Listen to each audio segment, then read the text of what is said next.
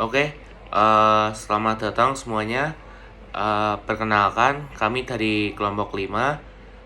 Pada kesempatan kali ini, kami akan menjelaskan tentang tugas proyek akhir dari mata kuliah algoritma dan pemrograman, yaitu adalah membuat program.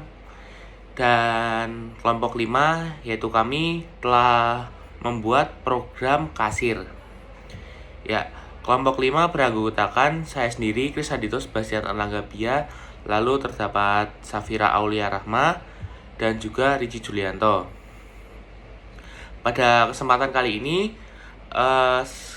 di dalam video ini memuat tentang beberapa agenda, yaitu 1. Pendahuluan, 2. Tujuan, ketiga hasil program, dan yang terakhir adalah source code. Oke. Yang pertama-tama adalah pendahuluan. Kasir adalah salah satu bagian penting dalam sebuah toko. Penggunaan kasir dalam suatu usaha sangat penting karena dapat membantu memudahkan proses pengelolaan keuangan usaha. Kasir dapat membantu mengontrol kas masuk dan keluar, mencatat setiap transaksi, dan melacak penjualan dan inventory. Program kasir dibangun untuk memudahkan manajemen penjualan dan pembayaran, serta memastikan bahwa semua aspek transaksi berjalan dengan lancar dan akurat. Program kasir yang baik dan benar adalah yang mudah digunakan, intuitif, memiliki fitur yang berguna, dapat diandalkan, dan aman. Program kasir yang baik harus memiliki tampilan yang mudah dipahami dan dapat membantu pengguna mengatur transaksi dengan mudah dan cepat. Oke, agenda selanjutnya adalah tujuan. Tujuan dari program kasir ini adalah untuk membantu pemilik usaha untuk melacak penjualan dan memproses pembayaran dari pelanggan. Program ini memungkinkan pemilik usaha untuk mengontrol dan mengatasi keuangan mereka dengan lebih efisien, sehingga mereka dapat mengambil keputusan yang tepat untuk mengembangkan bisnis mereka. Program kasir juga dapat membantu mereka untuk meminimalkan biaya dan meningkatkan keuntungan. Dengan program kasir, pemilik usaha dapat mengurangi waktu yang dibutuhkan untuk mengatur arus kas dan meningkatkan efisiensi waktu dan biaya.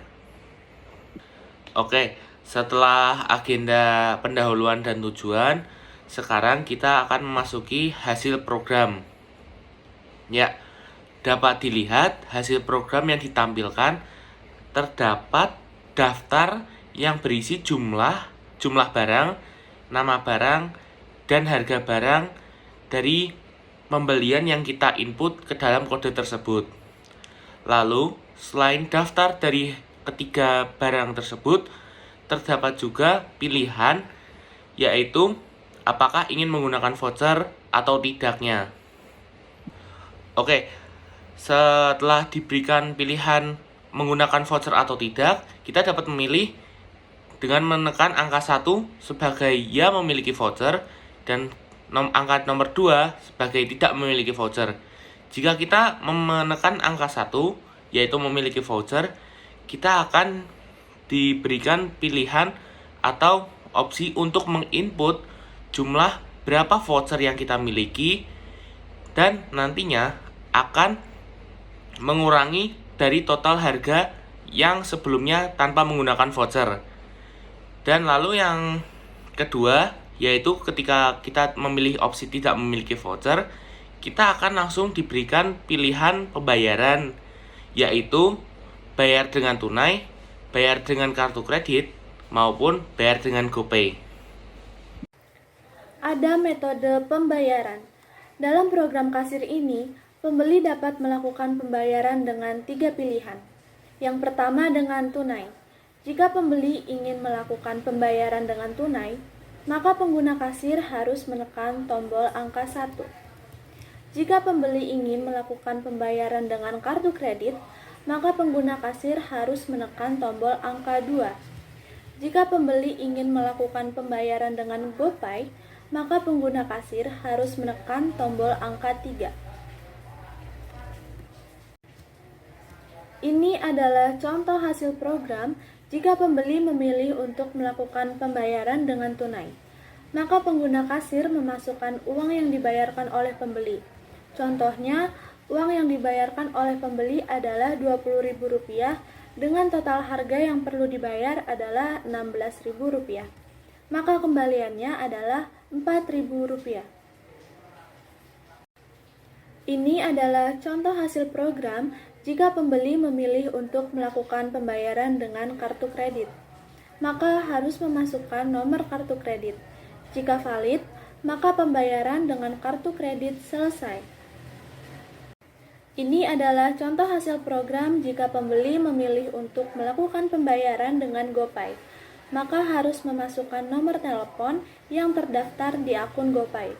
Jika valid, maka pembayaran dengan menggunakan GoPay selesai. Selanjutnya adalah source code yang digunakan untuk membuat program kasir ini menggunakan bahasa C++. Library yang digunakan oleh program menggunakan include IOScript adalah library standar untuk input dan output data. Lalu menggunakan include IOmanip adalah library yang digunakan untuk mengatur output data seperti menentukan jumlah angka di belakang koma. Menggunakan using namespace std. Int main. Int jumlah barang berfungsi untuk menginputkan jumlah barang yang dibeli. Int pilihan berfungsi untuk memilih apakah ingin mendapatkan diskon atau tidak. Int i berfungsi untuk perulangan. Double harga berfungsi untuk menginputkan harga barang. Double total berfungsi untuk menjumlahkan harga barang.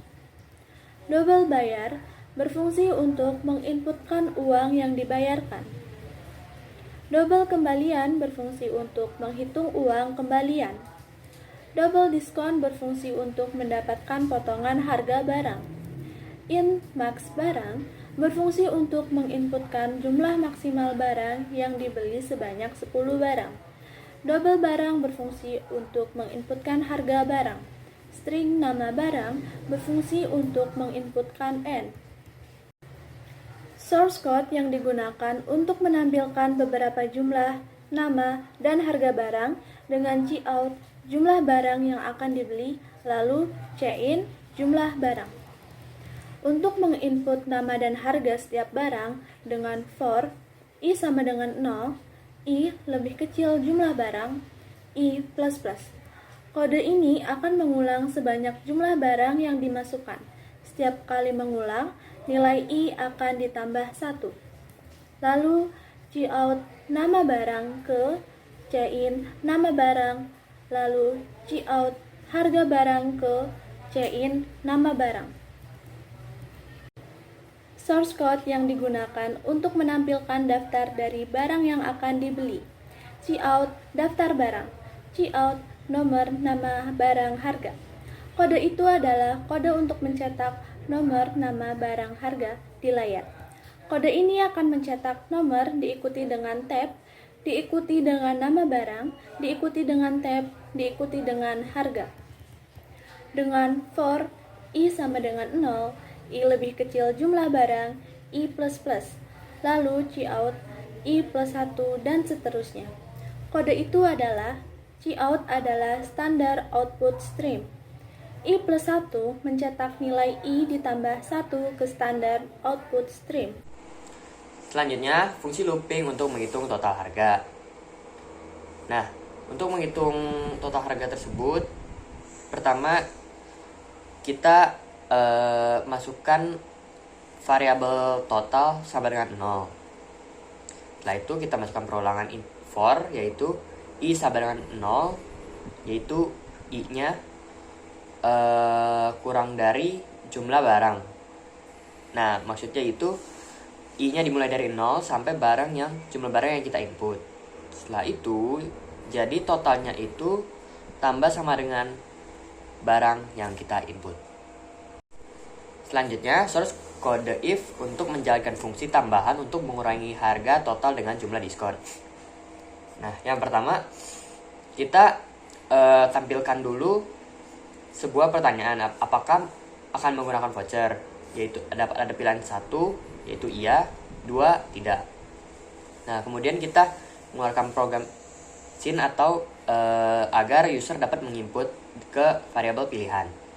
Nah, setelah itu kita masukkan fungsi if, yang dimana apabila pilihan sama dengan 1, maka kita akan men-see out atau menampilkan jumlah diskon dari voucher.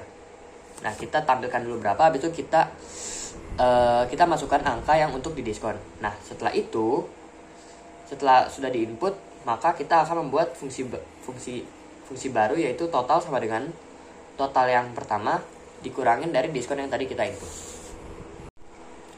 Source code selanjutnya, source code yang akan menampilkan total harga dan metode pembayaran yang dapat dipilih. Nah, di sini kita cuma pakai see out doang, seperti total harganya, mau bayar pakai apa, tunai, dan kawan-kawan sebagainya. Nah, tak lupa juga kita akan set precision ini agar tampilannya itu menjadi lebih estetik atau lebih sejajar. Setelah itu kita membiarkan user menginput pilihannya. Selanjutnya, source code switch untuk menginput proses pembayaran melalui cash. Nah, yang pertama kita tampilkan dulu see out uang yang dibayarkan. Habis itu kita membiarkan user untuk menginput ke variabel bayar. Setelah itu kita hitung kembaliannya, yaitu dengan kembalian sama dengan kita masukin variabel kembalian sama dengan bayar dikurang dari total. Lalu muncullah kembaliannya berapa. Nah, untuk case yang kedua, pertama kita see out dulu nomor kartu kreditnya, kayak nomor kredit. Nah, habis itu kita input nama barang tersebut. Nah, setelah itu karena kita tidak mau lebih ribet lagi, jadi kita langsung see out aja pembayaran dengan kartu kredit berhasil. Nah, switch yang case yang ketiga, source code untuk menginput proses pembayaran melalui GoPay. Nah, ini pada dasarnya sama aja kayak menginput melalui kartu kredit tadi. Kayak kita cuman see out nomornya berapa, habis itu kita input nomornya, habis itu kita langsung see out, ya pembayaran dengan GoPay berhasil, terima kasih, end line, dan break. Nah, kita juga memberi source code yang akan menampilkan jika proses pembayaran tidak valid. Nah, jadi kalau pembayaran tidak valid, maka akan men-see out pilihan pembayaran tidak valid, mohon dicoba lagi. Sekian dari kelompok kami, kurang lebihnya mohon maaf. Thank you and have a nice day.